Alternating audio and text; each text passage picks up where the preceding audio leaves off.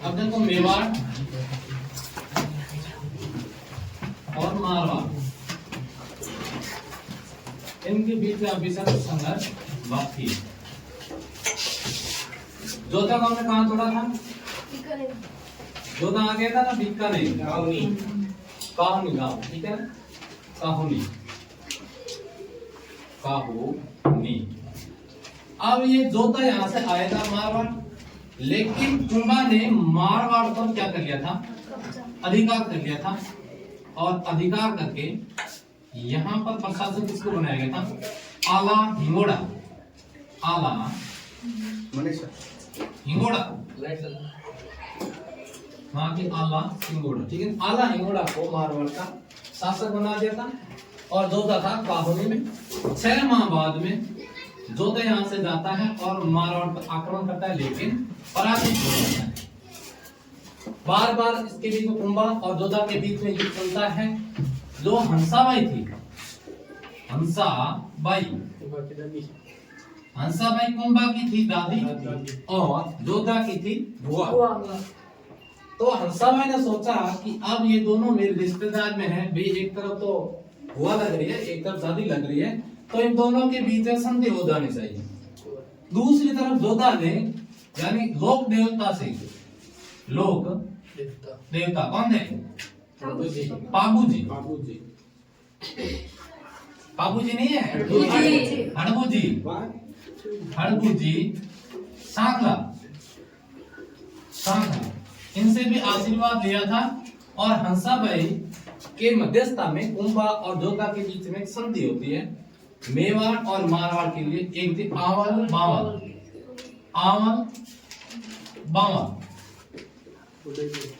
यानी एक तरफ तो आंवले का पेड़ और एक तरफ बावल कीकर।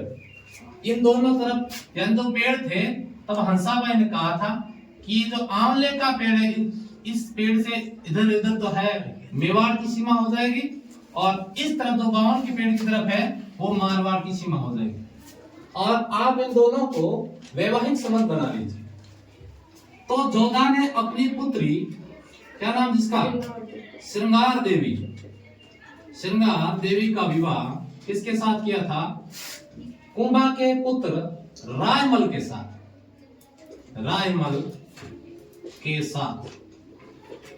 एक तो हड़बूजी से भी इन्होंने क्या लिया था? मुंह की दाने कटार भेंट की थी, और साथ साथ में हंसा की मध्यस्थता में आवल बावल की संधि हुई थी। कब हुई थी? 1453 में, जिसे मेवाड़ मारवाड़ की संधि भी कहते हैं। दो नाम मिलते हैं, ठीक है ना? एक है मेवाड़ मारवाड़, मारवाड़ संधि या आवल बावल की संधि, तो 1453 में हुई थी, हंसाबाई की मध्यस्थता में हुई थी। और फिर मेवाड़ का शासक तो कुंभा हो जाता है और मारवाड़ का शासक कौन होता है? जोधा, ठीक है। इसके अलावा कुंभा ने इतिहास में बताया जाता है कि जो कुल 84 दुर्ग है मेवाड़ में, इनमें से 32 दुर्गों का निर्माता कौन है? कुंभा। केवल यानी 32 दुर्ग, 84 में से 32 दुर्ग कुंभा ने बनाए थे। कुंभा निर्माता है, निर्माता। और इन्होंने विजय स्तंभ या कीर्ति स्तंभ बनाया था। कब बनाया? किस युद्ध के बाद बनाया था उन्होंने? कल लिखा था ना, सारंगपुर विजय, 1437, सारंगपुर विजय में उन्होंने जब विजय स्तंभ बनाया था, विजय स्तंभ, कीर्ति स्तंभ, ठीक है ना। और उस पर एक संस्कृत में लिखा हुआ है कीर्ति स्तंभ प्रशस्ति, कीर्ति स्तंभ प्रशस्ति। इस संस्कृत में लिखा गया है ग्रंथ, और लिखा किसने? अत्रि भट्ट, अत्रि भट्ट। और अत्रि भट्ट इनको पूर्ण नहीं कर पाया था, तो जो बाकी रह गया था इनके पुत्र महेश भट्ट ने पूर्ण किया था, महेश भट्ट, ठीक है। और जो विजय स्तंभ है, विजय स्तंभ के वास्तुकार कौन है?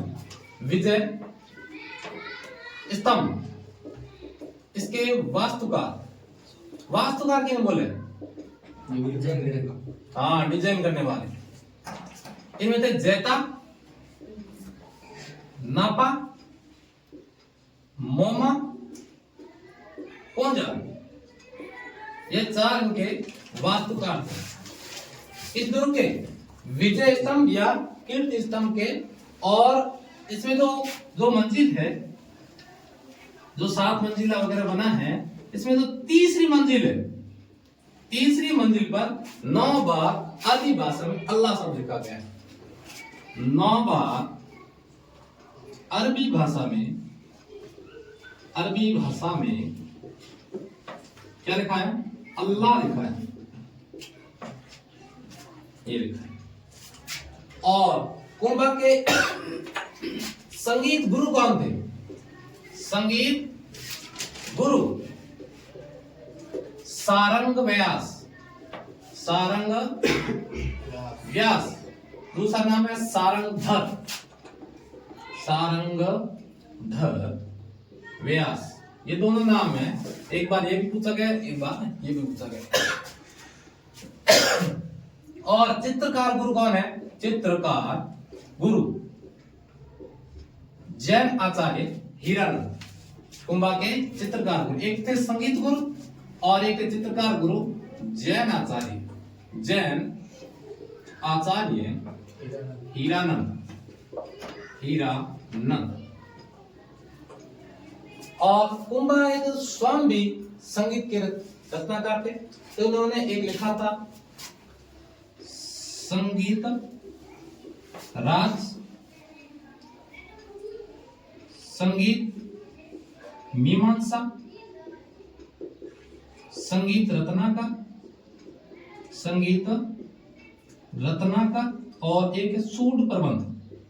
सूड प्रबंध। और यह प्रश्न पूछा गया है पिछली बीएसटीसी में, जिसमें सूड प्रबंध की जगह दे रखा था संगीत प्रबंध। चारों ऑप्शन दे रखे थे, संगीत राज, संगीत मीमांसा, संगीत रत्नाकर और संगीत प्रबंध। और प्रश्न लिखा हुआ था निम्न में से कौन सा कुंभा से संबंधित नहीं। इसमें कंफ्यूज होने वाली बात है, सब में संगीत संगीत आया है लेकिन ऑप्शन में होना चाहिए था, यानी संगीत प्रबंध कुंभा का नहीं है, सूड प्रबंध कुंभा का है। ये 4 है। तो संगीत रत्नाकर के कौन कौन थे? रत्नाकर ने रचना की थी कुंभा ने, कौन कौन सी? संगीत राज, संगीत मीमांसा, क्या नाम उसका? कान्हा व्यास। उन्होंने एक लिंग महात्म्य ग्रंथ लिखा था। एक लिंग महात्म्य, कान्हा व्यास ने एक लिंग महात्म्य ग्रंथ भी लिखा था। ये था संगीत राज। ये क्या था? ये संगीत ग्रंथ। संगीत ग्रंथ। कीर्ति स्तंभ या विजय स्तंभ को विष्णु स्तंभ भी कहते हैं। विष्णु स्तंभ। राणा राय ये शासन कब बनता है? 1471 से 1509 ये शासक है। 1471 से 3 साल बीते उधर गया रहे। अब देखो, जब ये शासक बनता है सबसे पहले एक लिंग नाथ। एक लिंग नाथ मंदिर कौन बनाया बताओ? एक लिंग नाथ तो इस मंदिर के उन्होंने पुनः निर्माण करवाया। मंदिर का पुनः निर्माण करवाया।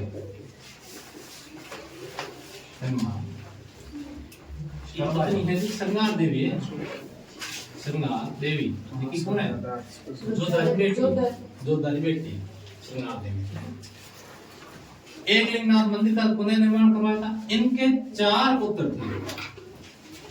एक था पृथ्वीराज सिसोदिया।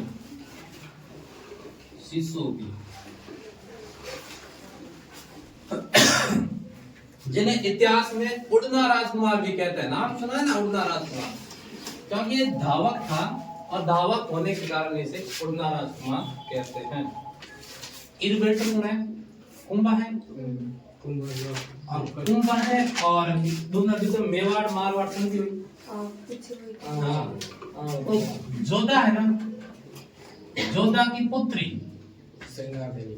श्रृंगार देवी और कुंभा का पुत्र रायमान, दोनों के बीच में वही संबंध हुआ और वाली संधि। तो ये रायमान की पत्नी है। पृथ्वीराज सिसोदिया और जय सिंह, एक था जयदेव और सबसे छोटा पुत्र था राणा सांगा। बेटी एक ही थी, ठीक है। काय नाम तो बेटी रो पुत्री आनंदी बाई, आनंदी बाई, ठीक है। लड़का चार लड़का था, एक बेटी थी आनंदी बाई और वाइफ और की थी जगमाल देवड़ा।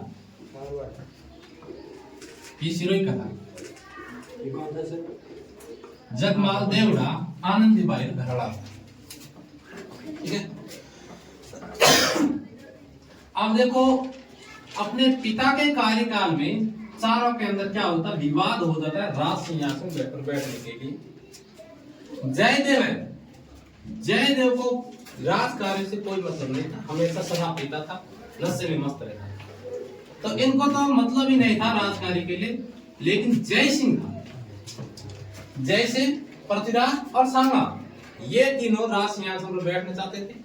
तो किसी के कहने से ज्योतिष के पास में जाता है, ज्योतिष, और जब ज्योतिष तीनों का हाथ देकर के भविष्यवाणी करता है तो ज्योतिष कहता है कि राज कार्य का जो है ना क्रम किसका है, राणा सांगा का है, और जय सिंह की मृत्यु अल्प आयु में हो जाएगी, और अल्प आयु में ही जय सिंह की मृत्यु हो जाती है। लेकिन पृथ्वीराज नहीं मानता है, दोनों के बीच में फिर से लड़ाई रहती है। तो किसी ने कहा कि भीमल गांव की तारणी, भीमल गांव यहाँ के स्थित सारणी, कहा कि उनके पास जाओ और वो आपको राजकार्य के बारे में बता दे। तो ये तीनों फिर से जाते हैं। तो सबसे पहले पृथ्वीराज पहुंचता है और पृथ्वीराज एक दरी बिछा करके बैठ जाता है। उसके बाद में जय सिंह जाता है, इसको भी जो भी कुछ मिलता है बिछा करके बैठ जाता है। लेकिन अंत में राणा सांगा जाता है और एक शेर की खाल, मृग छाल थी, और उस मृग छाल पर जाकर के बैठ जाते, तीनों बैठ जाते हैं। तो चार ने पूछा भी आने का कारण, उन्होंने कहा कि हमारे राजगारी के लिए आए हैं। उन्होंने कहा सबसे पहले कौन आए, ये आए। अंत में सांगा आए, और फिर उन्होंने कहा कि मृग छाल पर कौन बैठा है, राणा सांगा ने कहा मैं बैठा हूं, तो राजकार्य भी तेरे हाथों में। तो पृथ्वीराज ने तुरंत राणा सांगा की आंख फोड़ दी, एक आंख का, और राणा सांगा वहां से भाग जाता है, अजमेर चला जाता है। इसके पास में करमचंद परमार, करमचंद परमार, सांगा को शरण कौन देता है, करमचंद परमार। ये भी प्रश्न पूछा गया है, ठीक है ना। ये आश्रयदाता सांगा को शरण। अब देखो राजगारी तो ये करना चाहता था। अब ये जगमाल देवड़ा है, ये सांगा की बहन आनंदी बाई को परेशान करता, सुबह जल्दी उठा कर पोटा खा पिया कर, यानी अलग अलग परेशान करता। और चार भाई था, चार भाई एक बहन ने बेसिकली लाड रखी है, ताकि या गोरा से आओ इधर बेस करे। लेकिन पृथ्वीराज है, पृथ्वीराज की पत्नी थी तारावती, तारावती, ये भी पृथ्वीराज से नाराज थी, और ये अजमेर जाकर के रहना शुरू हो गया। कहाँ रहती, अजमेर। और अजमेर में रहने के बाद में गढ़ बीठी दुर्ग है, गढ़ बीठी, इस दुर्ग में रहती है पृथ्वीराज इस वजह से नाराज होकर के। तो पृथ्वीराज इस गढ़ बीठी की थोड़ी बहुत मरम्मत करवा करके और इसका नाम तारागढ़ रखा। आज भी रात है कि नाराज होने के नाम, लेकिन पृथ्वीराज ने कोशिश की। और उसके बाद में अपने जीजा को समझाने के लिए जाता है, जगमाल देवड़ा को, काल मार ने जल्दी उठने कहना, ठीक है। जैसे ही जाता है जगमाल देवड़ा अपने साला बाबू पृथ्वीराज सिसोदिया को जहर दे देता है, और जहर देने के बाद उसको तुरंत निष्कासित कर देता है। और जैसे ही वहां से निकलता है मेवाड़ पहुंचते वक्त उनकी मृत्यु हो जाती है। इनकी सिसोदिया। तो अब अगला शासक कौन होगा? सांगा। सांगा शासक कब बना था? 1509 को बना था और इनकी मृत्यु हो गई थी 1528। 1482 को जन्म हुआ था और 1528 को मृत्यु हो गई। ध्यान रखना 8 निर्णय लिए या 2 निर्णय कर दिया। कितना हो गई? 1482 जन्म हुआ। ठीक है, जन्म 1482 हुआ था और मृत्यु 1528। और ये शासक बना था। जैसे ही शासक बना तो समस्याओं का सामना, समस्याओं का सामना सबसे ज्यादा इन्हीं को करना पड़ा। ठीक है, और राजपूतों में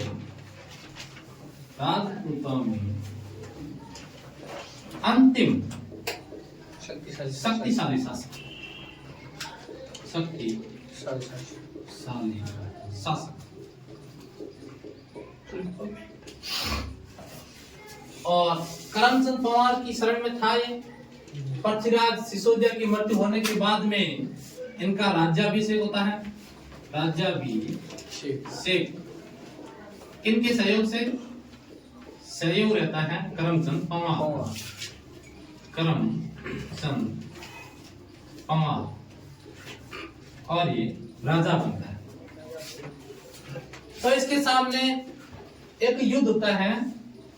दिल्ली का एक शासक है, यहाँ पर दिल्ली है और क्या नाम? खिलजी नहीं है, इब्राहिम लोदी। ठीक है, और ये है राजस्थान का राणा सांगा। अब इब्राहिम लोदी और इन दोनों के बीच में युद्ध होता है। एक युद्ध होता है खातौली का युद्ध 1527 को नहीं 17 खातौली का युद्ध। और खातौली स्थान कहाँ है बताओ?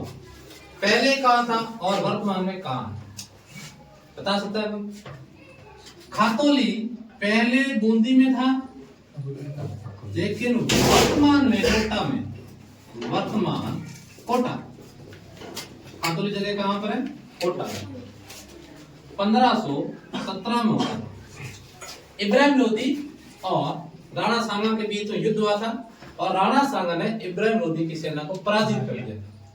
और इस युद्ध में राणा सांगा का एक हाथ और एक पैर कट जाता है। जब राणा सांगा के एक हाथ और एक पैर कट जाता है तब अपने सरदारों को कहता है कि अब अन्य किसी को राजा बना दीजिए। मेरी एक आंख नहीं, एक हाथ नहीं, एक पैर नहीं। क्योंकि आंख तो यानी पृथ्वीराज सिसोदिया ने तोड़ी थी और इस युद्ध में राणा सांगा के एक हाथ और पैर भी कट गए। लेकिन सैनिकों ने यही कहा था कि राजा आपको ही बनना पड़ेगा। तो पहले युद्ध में इनकी विजय हो जाती है खातौली के युद्ध में। ठीक है ना, दोनों लिख लेना। पहले बूंदी में था, वर्तमान में खातौली कोटा में। और इसके बाद दूसरा युद्ध होता है 1518 बाड़ी का युद्ध।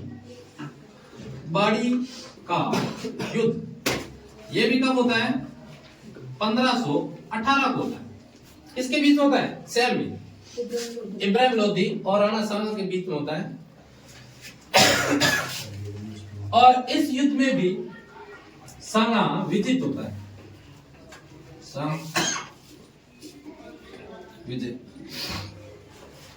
सांगा विजय होता है और राणा सांगा का पुत्र भोजराज मृत्यु प्राप्त होता है। और भोजराज कौन होता है? मीराबाई पति। तो भोजराज भी चले जाते हैं और राणा सांगा विजय होते हैं। इब्राहिम लोदी पराजित हो जाते हैं। ठीक है, दूसरी बात अब देखो, इब्राहिम लोदी है दिल्ली का शासक है। इनका था चाचा और चाचा का नाम था दौलत खां लोदी। अब ये दौलत खां लोदी दिल्ली का शासक बनना चाहता है। बेचारे ना में भी पीड़ तो हो ही, भतीजे राजगद्दी में बैठे और चाचा साइकिल उड़ी घूमे, समझिए। तो दौलत खां लोदी ने एक प्लान बनाया कि उस समय क्या है कि भारत के क्षेत्र में बाबर आया करता था, बाबर आता, लूटपाट करता और वापस चला जाता, आता लूटपाट करके वापस चला जाता।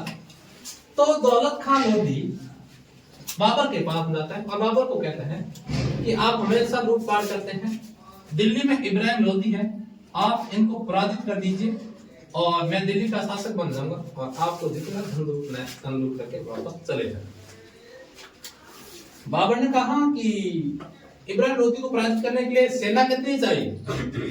ये कुछ नहीं है, राजस्थान में एक राजा है राणा सांगा, और सांगा ने पहले इब्राहिम लोधी को 2 बार पराजित किया, एक खातोली के युद्ध में और एक।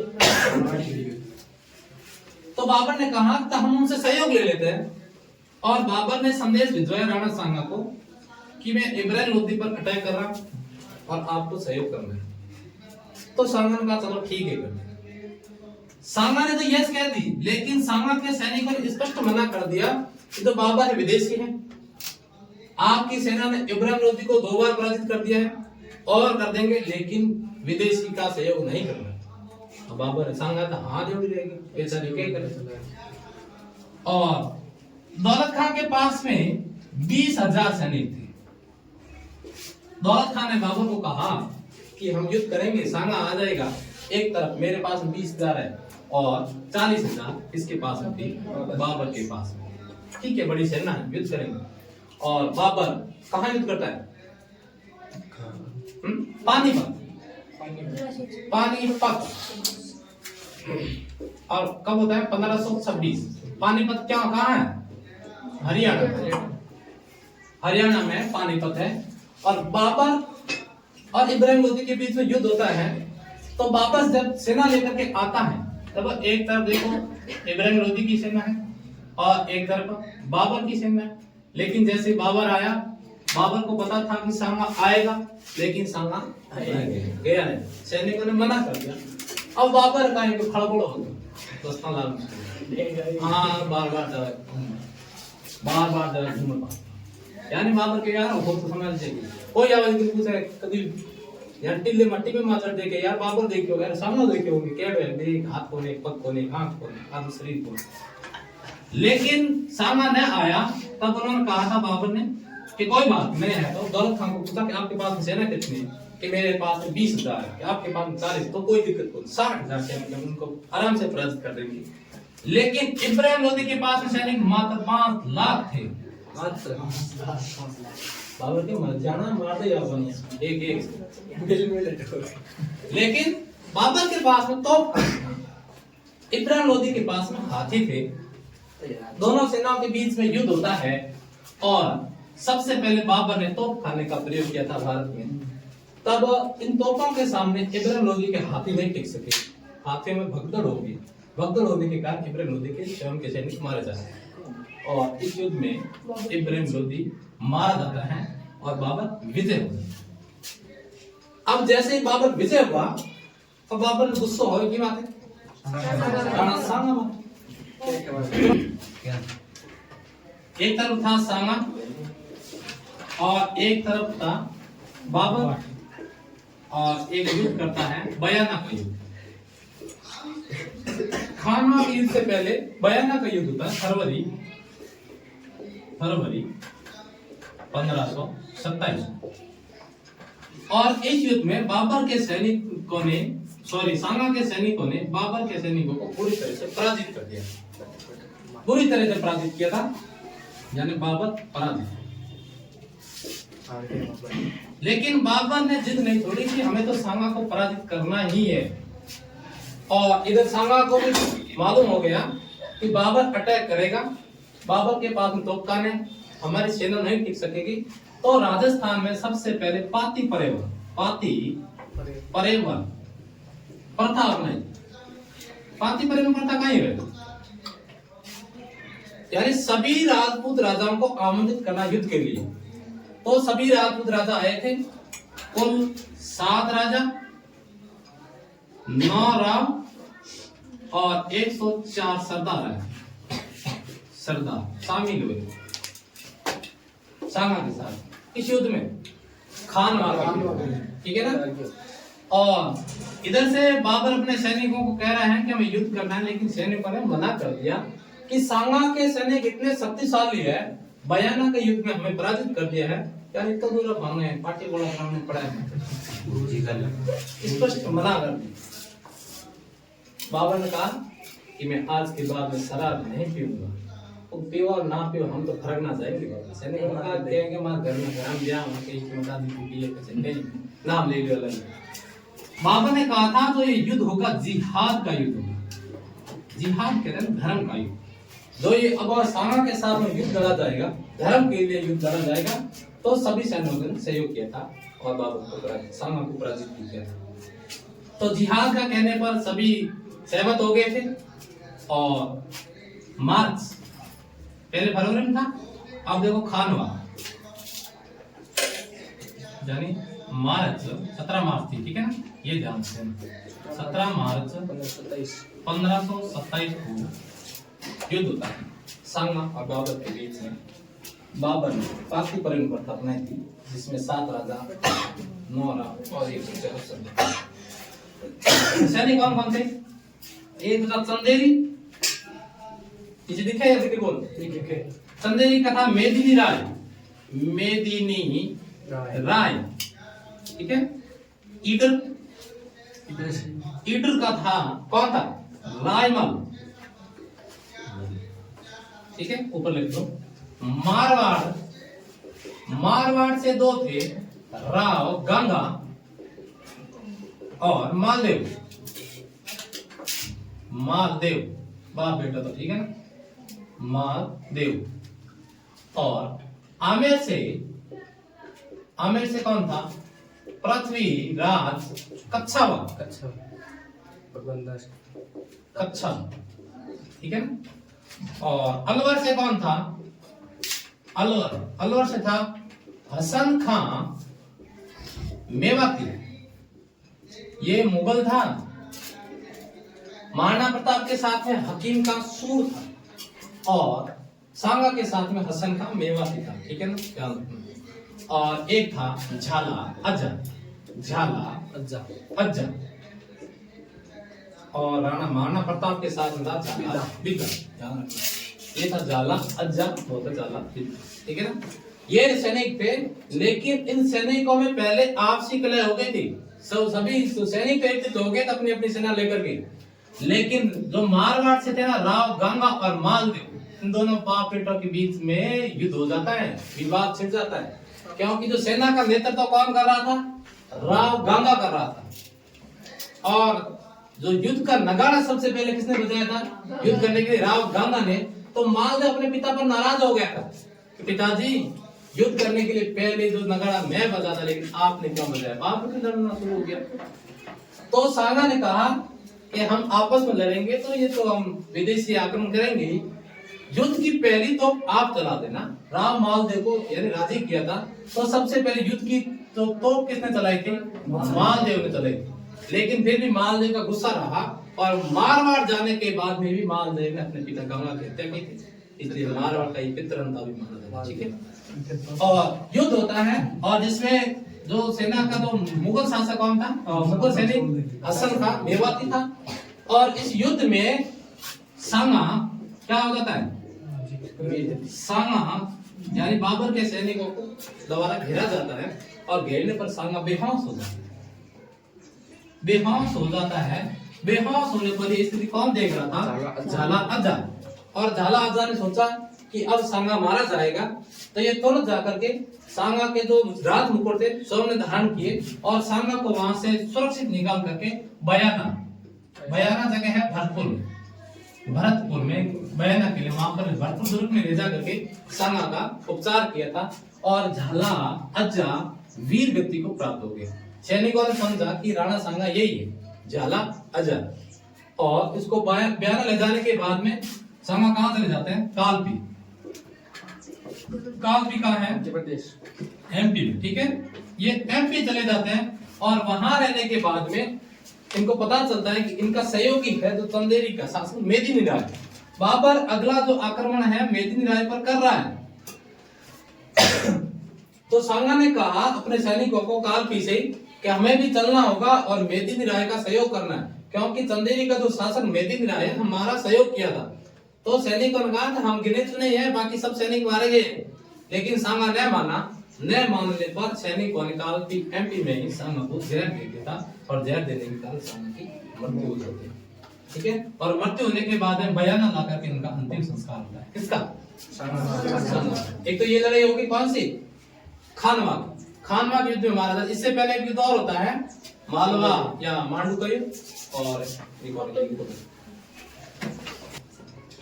बीकानेर कल्याण।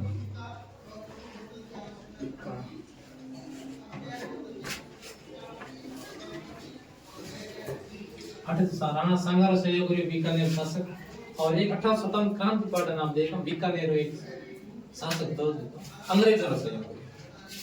बीकानेर का शासक सरदार सिंह था, सब पहले स्वाधीनता जो पंजाब तक अंग्रेजों के साथ गया था सहयोग करने के लिए। अब देखो ये हमारे देश में राजस्थान, ये गुजरात, और ये मान लो गुजरात से इधर यानी एमपी। राजस्थान किसमें आता है? एमपी, राजस्थान, गुजरात। यहाँ का एक क्षेत्र है इडर, ठीक है, और यहाँ पर एक क्षेत्र है चंदेरी। चंदेरी, ठीक, और यहाँ का शासक हो गया मुजफ्फर शाह, और यहाँ का हो गया महमूद खिलजी सेकंड। महमूद खिलजी प्रथम। आप गट बढ़े बताओ। महमूद खिलजी प्रथम, वो भी मांडू विजय है, मांडू एमपी में रहे, आ भी मांडू विजय है, आ भी घट है, और मांडू विजय भी कहते हैं, मालव विजय भी कहते हैं, मालव या गुजरात। ठीक है ना। अब देखो ईडर है, ईडर में दो भाई थे, एक का नाम था भारमल और एक का नाम था राममल। भारमल मुजफ्फर शाह के साथ रहता था, ठीक है, और ये जो रायमल है राजस्थान में सांगा के साथ रहना चाहता था। दोनों भाइयों के बीच में युद्ध चल रहा था, तो सांगा ने भारमल को पराजित करके और ईडर का राजा किसे बनाया था? रायमल को। और रायमल किसके साथ मारा था? सांगा के। तो इस इन दोनों के बीच में युद्ध होने का कारण हो गया, हुआ ना? और इन दोनों को पराजित भी किया था। गुजरात विजय बोलते हैं, जो कि 18 के बाद हुआ था, ठीक है ना। 18 लास्ट में होता, फिर ये दोनों आपस में लड़ेंगे, 19 में लड़ेंगे। तो मुजफ्फर शाह और राणा सांगा के बीच में युद्ध होता है, जिसे कहते हैं गुजरात विजय। गुजरात विजय, गुजरात विजय। और चंदेरी का शासक था मेदिनी राय, मेदिनी राय, और एमपी का पूरे का शासक कौन था? महमूद खिलजी द्वितीय। मेदिनी राय चंदेरी का जो शासक है वो भी किसके साथ में रहना चाहता था? सांगा के। और सांगा मेदिनी राय को चंदेरी का स्वतंत्र शासक बना करके अपनी ओर मिला लेता है। तो ये महमूद खिलजी सांगा के साथ में युद्ध करता है, जिसे मांडू या मालव विजय भी कहते हैं। इन दोनों के बीच में युद्ध होता है, और इसमें भी राणा सांगा क्या हो जाता है? विजय हो। इन दोनों विजय के बाद में ये जो महमूद खिलजी द्वितीय और मुजफ्फर शाह, ये दोनों मिलते एक होते हैं। और एक राजस्थान में एक जगह है गागरो, गागरो, गागरो कड़े बताओ। झालावाड़ पे स्टेज में चले गागरो, झालर चढ़े, याद रखिए करो तुम, झालावाड़, ठीक है ना। अब गागरोन है, गागरोन कहां पर है? झालावाड़। और ये युद्ध हुआ था 1519 में। पहले ये छोटे छोटे युद्ध हुए थे, गुजरात विजय और उसके बाद में मांडू विजय। दोनों विजय में सांगा विजित हुआ था। फिर ये दोनों मिलते हैं, मुजफ्फर शाह और महमूद खिलजी द्वितीय, ये दोनों मिलकर के गागरोन यानी झालावाड़ में राणा सांगा के साथ में युद्ध करते हैं। कब करते हैं? 1519 में। और इस युद्ध में भी राणा सांगा की क्या होती है? विजय होती है। ठीक है, राणा सांगा की विजय कद हुई? बयाना युद्ध या खानवा युद्ध पहला हुआ। ये वास्ते भाई पातीपरेन प्रथा में ईडर से कौन आया था? राजनल आया था। और चंदेरी से कौन आया था? वेदिनी राय आया। ये दोनों आए थे। ठीक है ना। और मृत्यु कब होती इनकी? राणा सांगा की 30 मार्च और 15 28 मृत्यु। और इसके बाद